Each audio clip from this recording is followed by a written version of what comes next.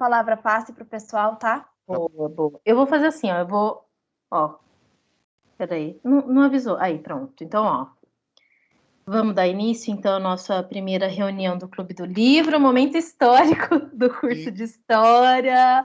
Parabéns, então, a todos os envolvidos, principalmente a quem idealizou isso, que foram os alunos do 4º ano. Vocês são sensacionais e vão entrar, de fato, para a história do curso de História, ok? Então, bem-vindos todos. E aí, então, a palavra está com vocês para explicar como é que funciona o Clube do Livro para o pessoal. Bom, gente, como que a gente vai fazer a frequência disso aqui? Todo encontro vai ter uma palavra-chave que eu ou algum outro integrante vai falar no meio da gravação. Então aí vocês anotam essa palavra e ao final do curso, ou seja, ao final do mês, a gente vai enviar para vocês um formulário e aí vocês vão colocar as 3 palavras-passe para garantir a frequência e o certificado. A gente escolheu fazer desse jeito, porque daí quem não consegue participar agora, consegue ver depois no YouTube ou no Teams mesmo, e anota a palavra-chave e garante o certificado e a CC deles, que todo mundo quer também, né? Mas por isso. Aí pode explicar agora um pouquinho do clube, Gabi, se quiser. Bom dia, primeiramente a todos. Eu queria agradecer a presença de todo mundo, porque o clube ele foi pensado de última hora, foi feito às pressas, mas foi feito com muito amor, com muito carinho. E a gente está muito feliz por todos vocês estarem aqui, todo mundo que acordou cedo para estar aqui hoje. Eu tô tremendo, assim, eu não sei se é de nervosismo, se é de frio, mas eu tô muito feliz que a gente está aqui hoje, que a gente está fazendo isso. Peço desculpa por acaso ruídos, né? Porque minha casa é muito perto da rua, então passa muito caminhão, cachorro late, o gato está aqui brincando. Às vezes ela passa aqui também correndo, normal. Mas, enfim, o Clube do Livro, ele nasceu no intuito de ajudar, né, os calouros e a nós também, veteranos, a trabalhar os livros da bibliografia do curso, né? Porque às vezes tem livros que são difíceis. A gente já começou com o que eu acho que foi o mais difícil para mim, que é o Apologia da História, que é um livro denso, é um livro difícil. E nada melhor do que a gente fazer uma leitura conjunta dele, né? Para a gente aprender junto. Todo mundo lendo junto, trocando as nossas ideias, as nossas opiniões, a gente vai construindo mais conhecimento do que cada um lê separado, né?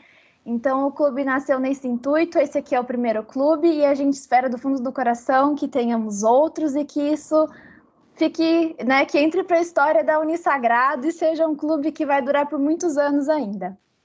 Bom, então eu vou começar as considerações, as primeiras considerações do clube de hoje. A gente leu até a introdução, né? Até a introdução do Mark Bloch. Eu não sei qual PDF vocês leram, porque se eu não me engano, posso estar enganada, já foram publicadas 2 edições desse livro aqui no Brasil. A primeira delas era uma edição mais, como que eu posso dizer, mais normal, entre aspas, que difere um pouco, Flávia? Obrigada, para não te interromper. Você não quer, antes de entrar a falar do livro, explicar as funções rapidamente, só para os membros saberem como é que se relaciona a questão das funções? Claro, vou explicar sim.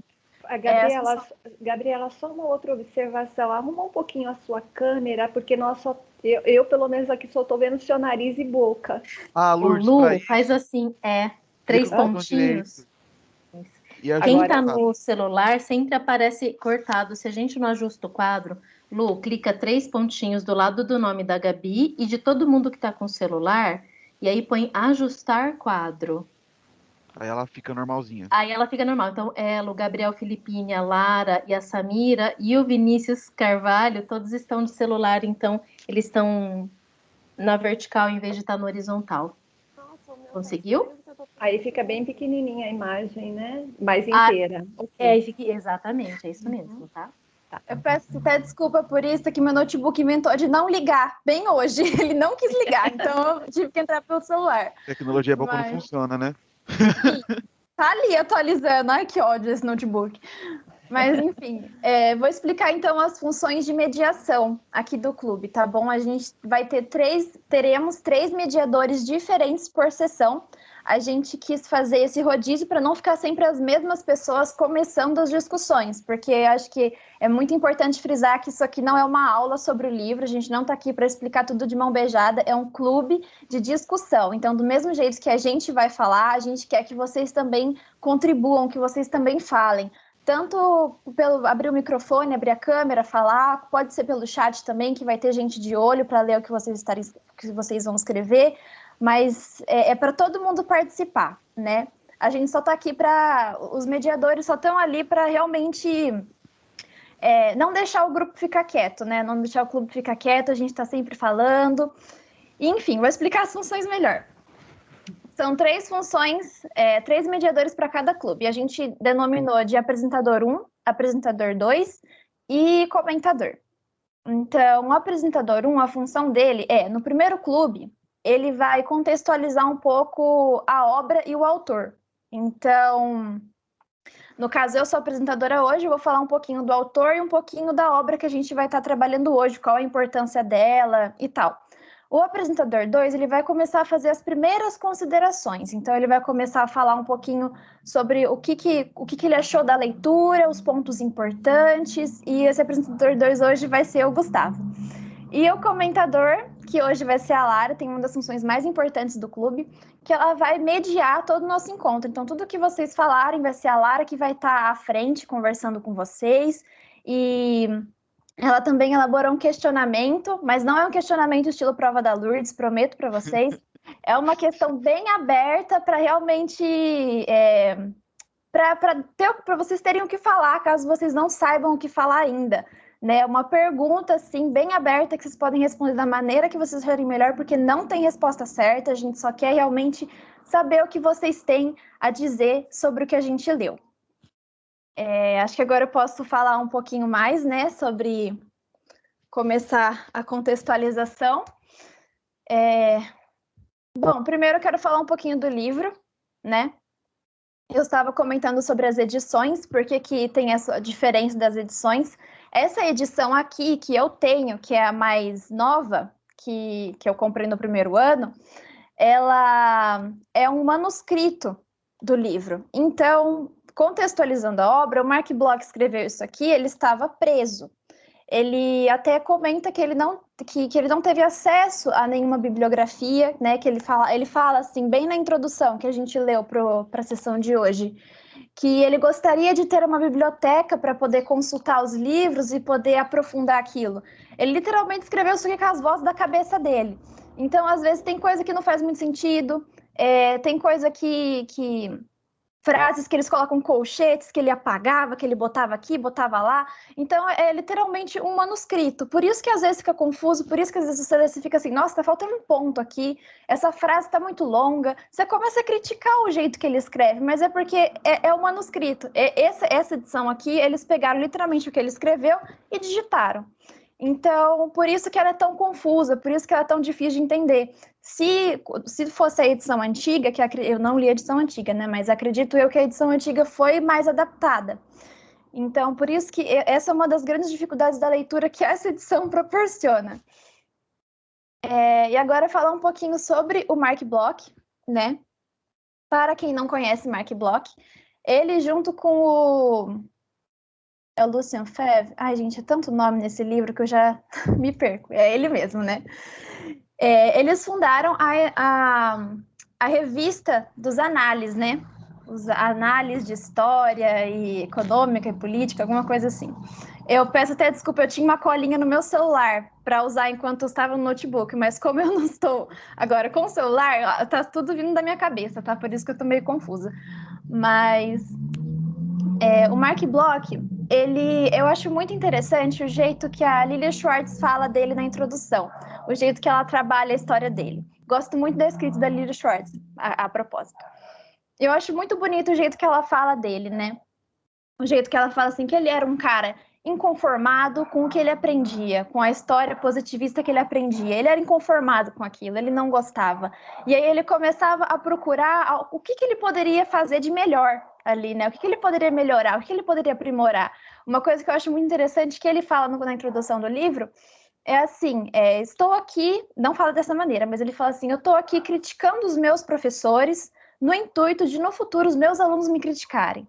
E eu acho isso muito interessante. Então, ele fundou, né, a revista dos Análises, junto com o Lucian Febvre, e foi essa nova escola histórica que deu origem ao que a gente conhece hoje por história, né? Que não é só aquele engessamento da história em fontes oficiais, em fontes genuínas não, desculpa, essa palavra é errada, mas em grandes nomes, enfim. Fontes oficiais, eu acho, amiga. Isso, amiga, obrigada. E uma coisa interessante do Mark Bloch também é que ele lutou nas 2 guerras mundiais, né? Ele lutou na Primeira Guerra, ele voltou vivão, e aí na Segunda Guerra ele já estava desenvolvendo os trabalhos dele na revista, e ele quis ir para a guerra mesmo assim. E ele foi preso, né? Ele foi preso, foi torturado, ele foi preso Não é Revolução, é alguma coisa francesa, não é Revolução o nome.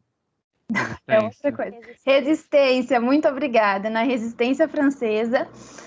E ele acabou sendo preso e torturado pela Gestapo. Ele foi morto em 1944. E este livro não foi acabado, né? Esse livro, tanto é que se vocês forem ver o capítulo 5, ele tem umas 3 ou 4 páginas só. Ele não foi acabado porque o Mark Bloch morreu nesse meio tempo. Ele foi morto fuzilado nesse meio tempo. Mas ele deixou esse legado, né? E eu acho isso maravilhoso. Muito, muito interessante como que um cara como ele, mesmo preso, sabe? Mesmo estando lá, sendo torturado, ele conseguiu ainda fazer história. Eu acho isso muito interessante mesmo. Mas eu acho que é isso. Me desculpa se eu sou um pouco atrapalhada. Eu gostaria de falar um pouquinho melhor, mas tive alguns problemas técnicos. Foi ótimo, amiga. Obrigada, meu amor. E vou passar agora a palavra para o Gustavo, que vai fazer as primeiras considerações. Bom, gente, bom dia. Eu não me apresentei na primeira vez. Eu sou o Gustavo, estou no 4º ano também. E como a Gabi falou, eu vou tentar falar um pouquinho desse começo do livro, o que rolou ali, o que a gente leu. E eu tenho uma colinha aqui também, para caso me perca. E eu vou começar falando da questão da Lilia, como que ela apresenta o Mark Bloch, como a Gabi estava falando. E ela já começa falando da questão daquele provérbio árabe, que eu acho muito interessante. O homem se parece mais com a sua época do que com seus pais, né? O que ela está querendo dizer ali? Que a gente, querendo ou não, a gente gosta ou não, a gente está preso ao nosso tempo. Então, o Mark Bloch, vocês leem ele, vocês percebem isso também. Olha a época que ele está vivendo e com o jeito que ele está escrevendo também. A questão pessimista que a Gabi falou. Então, a gente vai estar sempre arraigado, sempre preso à época que a gente está escrevendo, e não só isso. Ele vai aprofundar isso depois, mas a questão da cultura, a nossa moral, isso tudo influencia na hora que a gente vai escrever. E isso entra muito quando ele começa a falar da questão do embate entre a ciência histórica que ele acredita que é mais verídica e ao positivismo e ao historicismo, né? Porque pensando no positivismo enquanto ciência, o que eles estão pensando? Que a história tem que ter uma metodologia muito clara e tem que ter uma análise muito clara baseada em regras, em leis, como são as ciências exatas. Então eles pegam isso e tentam aplicar para a história. É no século XIX, por exemplo, e o Mark Bloch vai falar isso também, e a Lily também, que nasce a ciência histórica mesmo. Então, como que ela nasce? Desse jeito, enraigada. Mas, aquilo que a gente pode pensar também, eu lembro que o Roger falava muito isso na aula, a gente não pode someter a crítica no positivismo. Qual que é a importância dele pra gente, né? A importância dele foi justamente isso, lançar a história como ciência, tirar aquela questão de, é só uma parte da literatura, ou é arte, ou é só um hobby. Não, é uma ciência, tem método, a gente tem meios de análise para poder criticar e avaliar não só o nosso tempo, mas o passado também, que é justamente o meio que a gente estuda. O passado é o nosso objeto de estudo? Mark Bloch vai falar que não. Qual que é o nosso objeto de estudo? É nós mesmos, o homem, ao longo do tempo. Então tem que pensar nisso também. Aí o Legoff vai falar uma coisa que o Mark Bloch também afirma muito logo na introdução, a defesa da história, a defesa da ciência histórica. A gente tem que defender dos ataques, principalmente quando a gente pensa hoje em dia, né? Vou fazer um pouco do papel do Roger de criticar o governo, mas principalmente no jeito que a gente está vivendo hoje em dia, a gente tem que estar sempre defendendo a nossa ciência e perceber o quão importante ela é para a gente avaliar o que está acontecendo agora. É muito importante isso também, que eu pensei.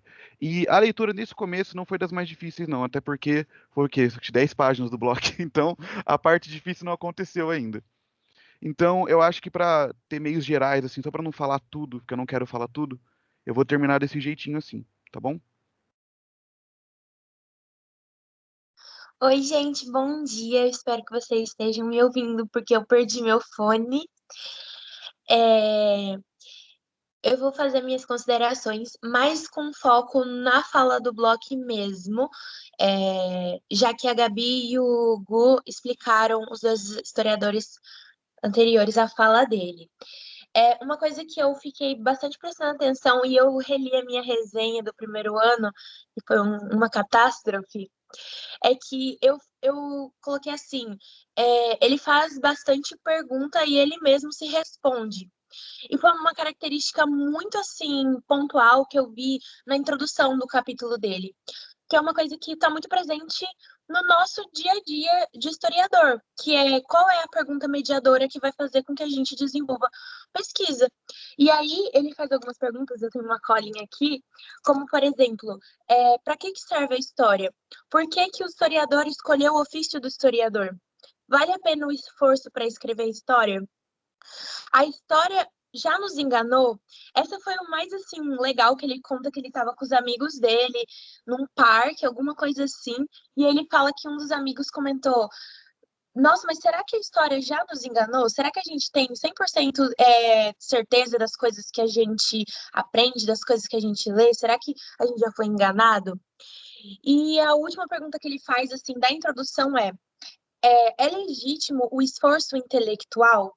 Então, assim, a partir disso e a partir dessas indagações que o Bloch faz e faz a gente refletir e mostra que, sim, a gente precisa de uma pergunta norteadora para a gente conseguir responder pequenas coisas ou até mesmo desenvolver uma pesquisa, uma iniciação científica e tudo mais.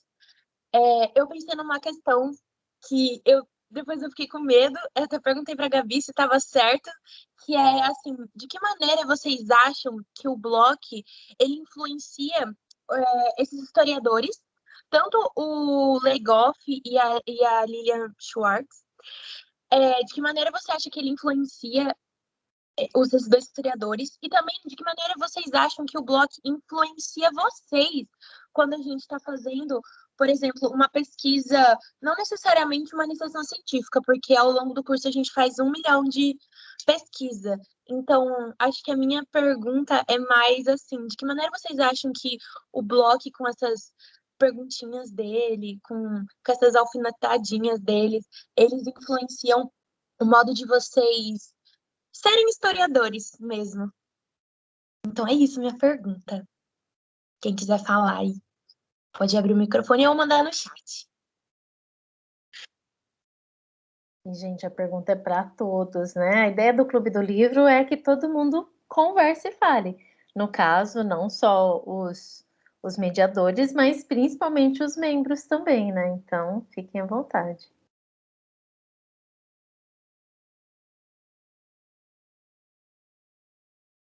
Se quiser mandar no chat também. Lara, deixa eu ver se eu entendi. A pergunta é sobre como o Bloch nos influenciou, certo? Cara, depois que eu li o livro do Bloch, sempre vem entre aquela questão quando a gente tá lendo. O que que eu vou problematizar aqui para poder tirar alguma informação? O que que o texto me fala? É sempre essa pergunta que a gente fica na cabeça quando tá lendo depois que lê o Bloch. E isso ajuda muito, mas passado o terceiro capítulo do livro é aquele sufoco, né, de todos. Algo que marca bastante é o terceiro capítulo, porque é onde o Bloch ele vai começar a desvendar, né? E a introdução do Legoff é perfeita, perfeita. Ela vai dar um geral no livro inteiro. Vai trabalhar os aspectos do livro. O finalzinho que a Schwartz também, da introdução da Schwartz que ela fala, é perfeito também. Dá aquele aspecto do porquê ler o livro do Bloch e no que ele ajuda. Ele ajuda você a identificar o problema tentar ajudar você a conseguir identificar problemas do texto, a fazer perguntas para o texto, procurar, às vezes você acha que um negócio é bem insignificante, mas ele tem quando você faz a pergunta certa, ele já tem um outro aspecto bem maior do que aquele antes. Então, é um livro que ajuda você a ver com outras cores o mundo, assim, por assim dizer. Legal, legal, legal. Mais alguém quer falar? Oi, tá me escutando? Sim. Oi, bom dia, gente. Só para dar um geral rapidinho, se eu estiver falando meio mole, der uma tossida, infelizmente eu e minha família nós estamos com Covid, então não tô 100%, mas sobre o questionamento da Lara, eu acho que assim, o Bloch influencia a gente, como historiadores, no nosso ofício inteiro. Acho que principalmente quando a gente está na graduação, a gente escuta falar bastante da escola dos análises, da renovação das fontes. E às vezes eu sinto sim que algumas coisas ele não influencia diretamente, mas ele sempre está ali rondando tudo que a gente está fazendo. Sobre a questão das fontes, que eu já falei, sobre o livro dele é uma questão de metodologia. A gente sempre tem que pensar, vamos fazer uma pesquisa, que metodologia eu vou usar, que fonte eu vou usar, como que eu vou seguir essa pesquisa, sabe? Toda a maneira de escrita, ele fala de uma convenção, alguma coisa assim, sobre a escrita, como que deve ser feito a análise histórica. Então, eu acho que é isso, tipo, o Bloch, às vezes, ele não tá diretamente, mas ele ainda tá lá, ele tá sempre aqui rondando, tanto que o Roger dá esse livro pra gente ler no primeiro ano, porque, por mais que seja uma leitura muito difícil no primeiro ano, né, eu li, eu não entendi nada, achei muito chato, li agora de novo, achei muito chato também, mas é um livro, assim, fundamental pra gente, a gente tem, tipo, tá lendo e relendo, porque sempre quando a gente vai ler e reler, assim, vai ter alguma coisa nova, a gente fala, nossa, não tinha prestado atenção nisso, mas agora isso daqui, tô mais velho, sabe? Consigo pegar outras coisas. Então, acho que esse livro e com certeza outras obras do Bloch tem que estar sempre ali no nosso meio. Ó, gente, a Ellen escreveu, a Ellen tá com um problema no microfone, eu vou ler para ela, tá? Bloch inaugurou a história problema. Acredito que a partir dessa problematização, tiramos reflexões e justificativas para podermos compreender e questionar alguns acontecimentos dentro de seu tempo, mas com as reflexões e permanências do presente, né? Eu vou dar a minha opinião de mais velha. E eu vou falar, gente, de fato, o livro vai melhorando com o tempo. É muito doido, porque, imagina, fazia anos que eu não lia, porque, de fato, vocês sabem que eu estou, às vezes, mais próxima de outras questões que não da parte teórica da história em si, né? Eu acabo trabalhando com outras áreas. E foi uma delícia voltar a ler, sinceramente. Eu peguei ele para ler ontem e aí eu comecei a lembrar do meu primeiro ano também, porque esse é um livro que todo estudante de história lê no primeiro ano.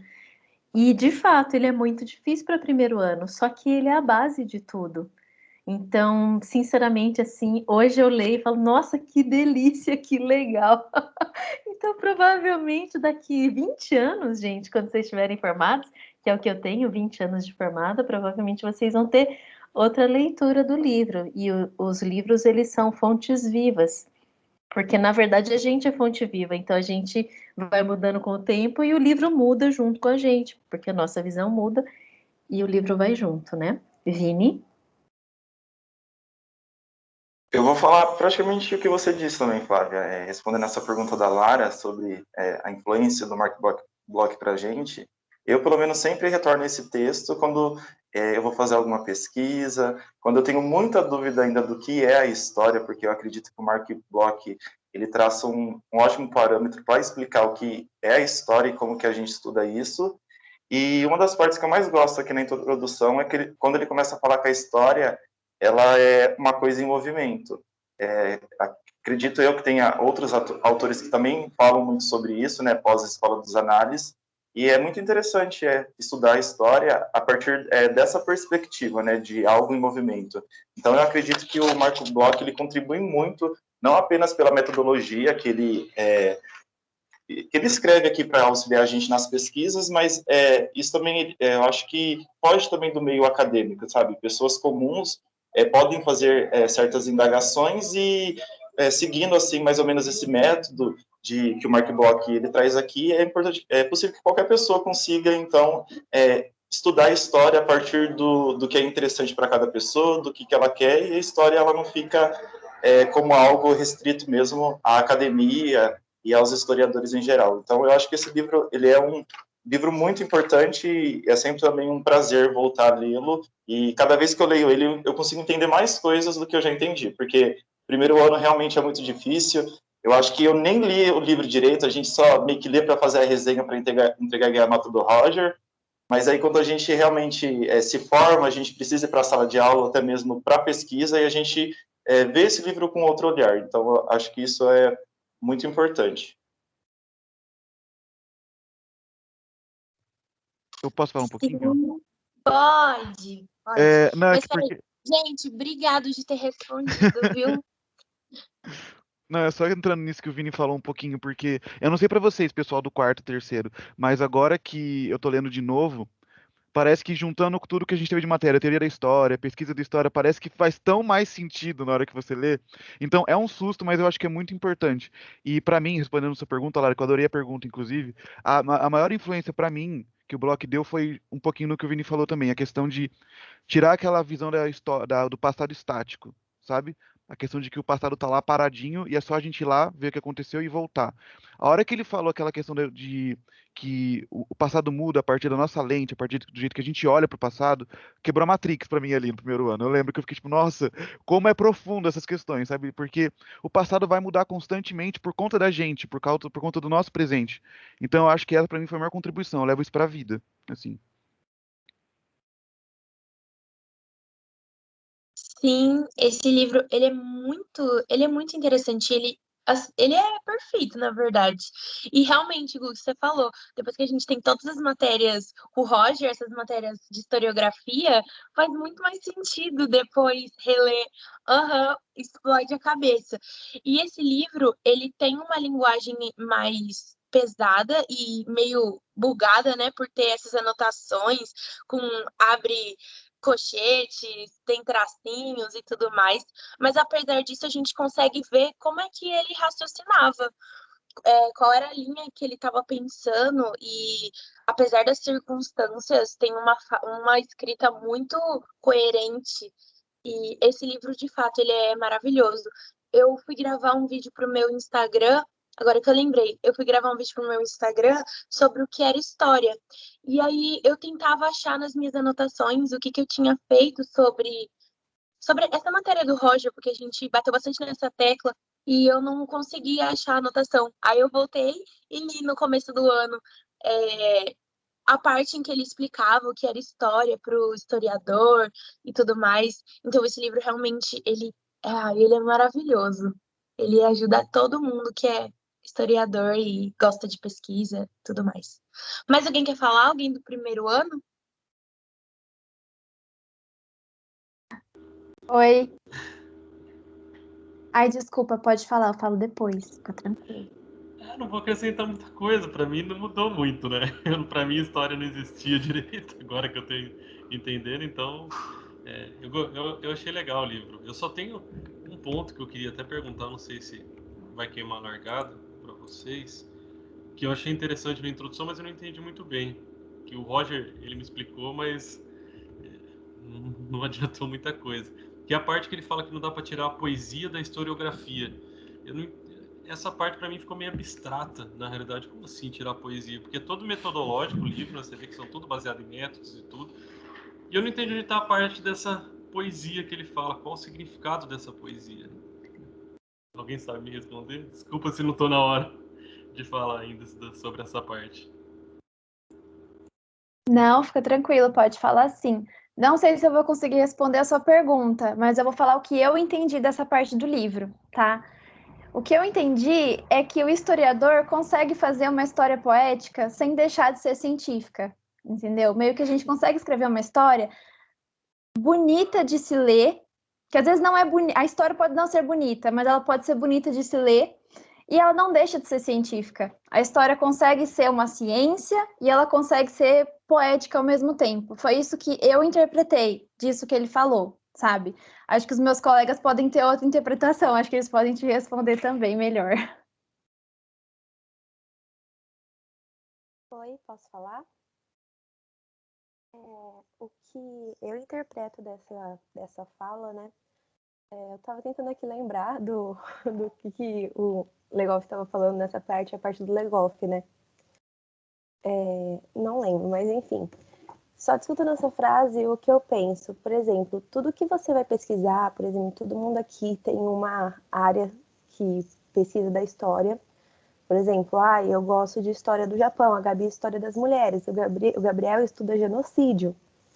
Então, tudo que você faz, ele até fala que a história parte de você gostar.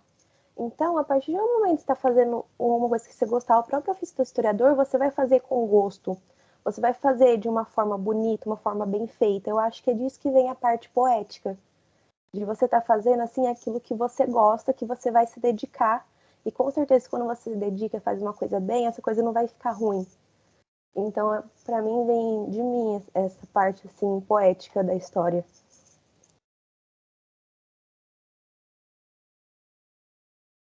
Oi, posso falar Pode rapidinho? falar primeiro, Felipe. Obrigado. Então, eu até vou depois voltar sobre esse negócio de gostar de história, mas pelo menos quando eu comecei, a primeira vez que eu li foi no primeiro ano, agora eu li no quarto ano, então tem uma diferença bem grande. E uma das maiores coisas que eu entendi, por exemplo, ele fala que ele mesmo não tem uma formação de filosofia, então o livro perde muito nesse sentido. E história, para mim, sempre foi, não parecido com filosofia, mas dentro da metodologia de história, sempre tem essa questão de estar se perguntando, se perguntar para a fonte, às vezes se perguntar até o que o autor quer dizer com o trabalho dele. E para mim isso vem bastante de uma ideia semelhante de poesia e de filosofia, que é se questionar, que é tentar entender tudo o que está acontecendo, e às vezes são coisas que não são tão materiais, são trabalhos que você vai desenvolvendo, que você vai tirando as conclusões e vai trabalhando elas. E sobre gostar, esse é um questionamento particular meu, porque, como disseram, eu estudo genocídio. E eu não posso falar que é um tema que eu gosto de ler, sabe? Tipo, quando eu escrevi a minha essay, o meu artigo, eu normalmente tenho ficado, depois de terminar de escrever, uns 2 meses sem ler nada, porque a minha cabeça tá, tipo, gente é massacrada, é um tema muito pesado, não tem coisa positiva para se tirar. É muito raro acontecer alguma coisa. Então, eu gosto muito do ofício do historiador, eu gosto muito de estudar, mas eu não gosto do tema genocídio. Eu gosto do sentimento que eu tenho, que é ter que estudar, ter que falar isso. Porque, por exemplo, no Brasil, eu estudo sobre genocídio, eu estudo particularmente sobre genocídio armênio, porque aconteceu com a minha família e tudo mais. E no Brasil tem muita pouca coisa sobre. Tanto que a maior parte das fontes que eu uso de genocídio são livros em inglês que não tem a versão em português. Tanto que se você for na minha IC, tá tudo lá escrito, nossa tradução. Tipo, Rafael Lenkin, o cara que criou o termo genocídio, o livro dele não tem a tradução em português. Então a criação do termo genocídio não existe em português. Eu tive que pegar o livro em inglês, que custa tipo uns R$ 800. Eu não comprei, obviamente, foi pela pirataria, mas a gente esconde. E depois eu fui atrás. E esse é um questionamento que eu queria também perguntar para todo mundo. Como que é esse gostar da história? Era isso. Eu acho que o próprio Mark Bloch, ele responde muito bem isso, quando ele, já na segunda página da introdução, eu não sei qual que é, se é a segunda página de vocês, porque o meu livro também ele é pirata, ele é do Ler Livros, que no caso eu imprimi no primeiro ano, mas eu até grifei aqui e eu pediria licença para só ler um trechinho do Mark Bloch, que eu acho que explica bem isso que o Bruno havia perguntado. Ele fala assim: a história, no entanto, não se pode duvidar disso. Tem seus gozos estéticos próprios, que não se parecem com os de nenhuma outra disciplina. É o espetáculo das atividades humanas, que aí eu acho que entra muito no que o Gabriel estava falando, sobre ele não gostar muito do que ele pesquisa, mas acaba que é um espetáculo das atividades humanas, é algo que aconteceu. e que forma seu objeto específico é mais que qualquer outro, feito para seduzir a imaginação dos homens. Então, eu acho que essa parte da poesia, da história, ela entra muito nessa questão do imaginário que o Mark Bloch traz, porque a gente não fica preso ao acontecimento, mas a gente trabalha muito com essa questão do imaginário, dessa coisa do espetáculo do homem. Por isso que depois ele vai falar que a história ela trabalha em benefício do homem na medida em que o próprio homem e seus atos, usando o homem e seus atos como material. Então, eu acredito muito que essa seria, no caso, a poesia da história, porque a gente está trabalhando com pessoas reais, com coisas reais que aconteceram, e independente da perspectiva que a gente vai olhar isso, né, da abordagem que cada um utiliza, gostando ou não, isso acontece graças ao nosso distanciamento no tempo e no espaço, né, por conta do que isso ocorreu, porque acredito que se o Gabriel estivesse dentro desse momento que ele pesquisa, ele provavelmente teria uma visão totalmente diferente disso, e são essas sutis seduções que vão seduzir a gente, que é o estranho de tudo que isso que aconteceu. E eu acho que não existe nada mais poético do que um estranho ser seduzido por algo e se empenhar a estudar sobre isso. Ai, que lindo, gente. Até fiquei emocionada. Lourdes?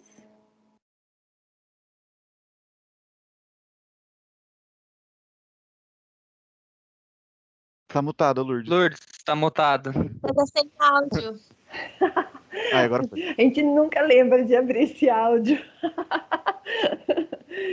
Então, essa é a primeira observação que eu gostaria de fazer, que eu também estou muito feliz e emocionada com essa discussão, com o amadurecimento que eu percebo aqui no grupo em relação a essas discussões que não são tão caras, afinal, o que é a história, qual é a importância dela, o que ela tem a ver com a minha vida, mais do que uma questão profissional, mas em nós, assim, enquanto essência mesmo, enquanto ser humano, né? E aí, nossa, cheia de orgulho aqui por vocês. Muito bacana. Pensando um pouquinho no que vocês estavam comentando, como a Flávia também disse, há muito tempo eu li esse livro e retomei. E a satisfação mesmo, como que cada vez que a gente lê essas linhas aqui, nos vem uma questão, porque também nós mudamos com o tempo. É a questão do amadurecimento, a questão do relacionamento que nós temos com as pessoas, e tudo isso interfere também no nosso olhar e na nossa interpretação das leituras, né? E uma coisa que me chamou, assim, que ficou muito, muito forte para mim nessa retomada, é que ele disse lá na página 18, também a minha versão é essa, igual a da Gabriela, né? Que ele disse assim, se os historiadores não ficarem vigilantes, a história arrisca-se a naufragar no descrédito e desaparecer de nossa civilização. E eu acho que isso me marcou de forma profunda, principalmente pelo momento que nós vivemos, né? Porque até nas aulas de história antiga, quando a gente pensa, mas por que nós estudamos história antiga? O que isso tem a ver conosco? Como é que está a produção de história antiga, história medieval no Brasil?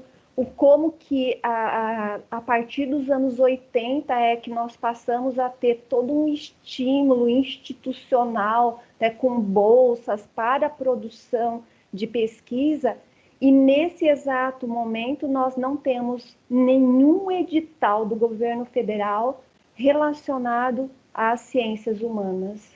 Nenhum edital, gente. Então, vocês têm noção do que significa isso? Né? E quanto esses governos mais autoritários, eles efetivamente querem nos calar, né? Então, é muito importante que a gente reflita sobre isso, porque se nós valorizamos a história e achamos que ela é importante para nós entendermos a nós mesmos, a nossa sociedade, nós também precisamos estar, como ele nos disse, vigilantes a essas ações, né? E cobrarmos, ficarmos muito atentos a essa questão.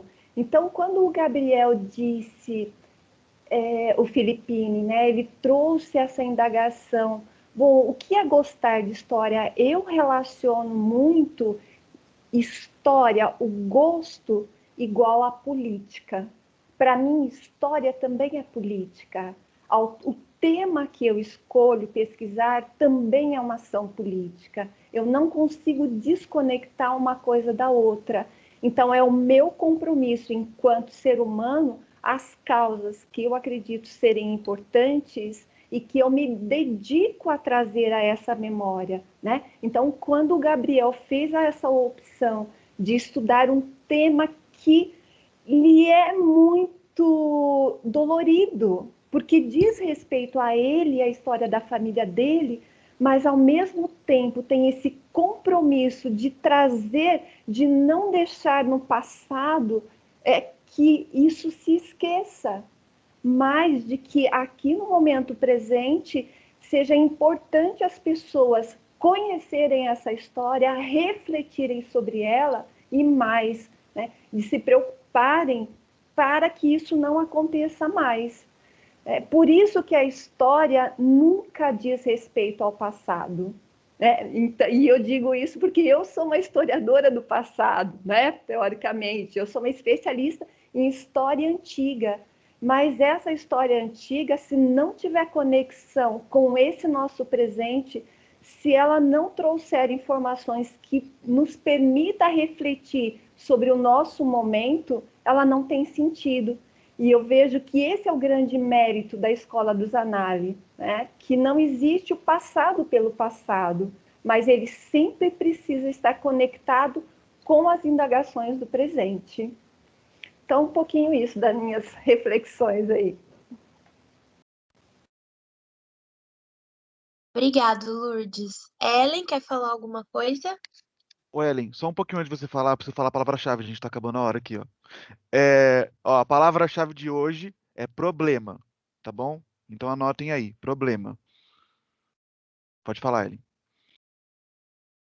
Então, esse trecho do negócio que a Lourdes comentou sobre os historiadores ficarem vigilantes também tinha me chamado muita atenção. Eu tinha anotado ele aqui, destacado ele, porque o negócio ele fala que ele trata, para falar dessa parte, ele trata o Mark Bloch como pessimista. E ele fala que o Bloch está fazendo previsões apocalípticas ao pensar dessa maneira. E aí eu fiz conexão com uma parte que a Lilian Schwartz fala, que ela diz que o Bloch não permitiu que os males do momento que ele estava vivendo impedissem sua reflexão, porque os eventos passam, mas os grandes pensadores ficam. E eu acho que é muito isso. A gente está, de certa forma, vivendo um momento apocalíptico, né? Um momento pessimista. A gente tenta ficar esperançoso, mas com o governo que a gente tem e com toda a situação que a gente vê que não melhora, que fica na mesma, a gente cai em desânimo, mas a gente, como historiador, tem que ficar vigilante realmente, não deixar de desanimar, continuar fazendo a nossa parte, continuar refletindo sobre tudo que está acontecendo, porque isso vai passar, mas a reflexão que a gente está tirando desse momento, ela tem que continuar, ela tem que ser passada para os nossos alunos no futuro, as reflexões que a gente tirou desse momento que a gente está vivendo.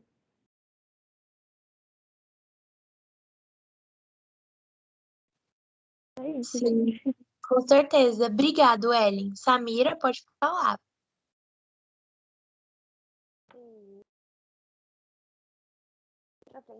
Tá sem som, Samira. Tá com som, mas tá bem baixinho. Tenta aproximar um pouco. Isso, né? Mais pra frente, na introdução do negócio, eu também tenho essa versão aqui. Na página 25, eu até queria ler aqui, curtinho na parte 25, no penúltimo parágrafo. Assim, a ignorância do passado não se limita a prejudicar o conhecimento do presente, comprometendo no presente a própria ação. Além de o historiador Mark Bloch se dirige a todos os membros da sociedade e, em primeiro lugar, àqueles que pretendem guiá-la, ainda hoje não parece ter sido bem compreendido. Então, quando eu li isso, nossa, foi assim, é o que a gente está vivendo agora. Não tem, como não pensar nisso. Aí, quando a Lourdes estava lendo, eu até fui atrás rapidinho procurar essa parte, porque eu achei, tipo, casava bem e fazia bem sentido com o que ela estava falando. Obrigado. Alguém mais quer falar alguma coisa? Pode falar, Vini. Eu acho que complementando isso que a Samira disse, tem outro trecho na própria introdução do Mark Bloch, onde ele vai falar sobre a utilidade da história. E aí também tem um parágrafo que eu havia grifado aqui, que ele diz assim: o problema da utilidade da história, no sentido estrito, no sentido pragmático da palavra útil, não se confunde com o de sua legitimidade, propriamente intelectual. Este, a propósito, só pode vir em segundo lugar. Para agir sensatamente, não será preciso compreender, em primeiro lugar.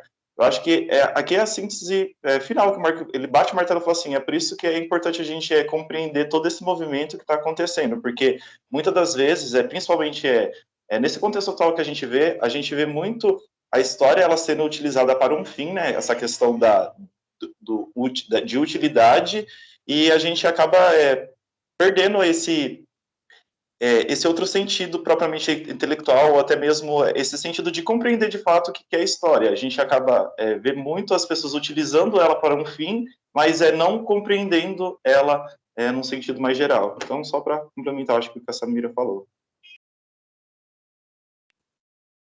Sim. Alguém mais quer fazer algum comentário?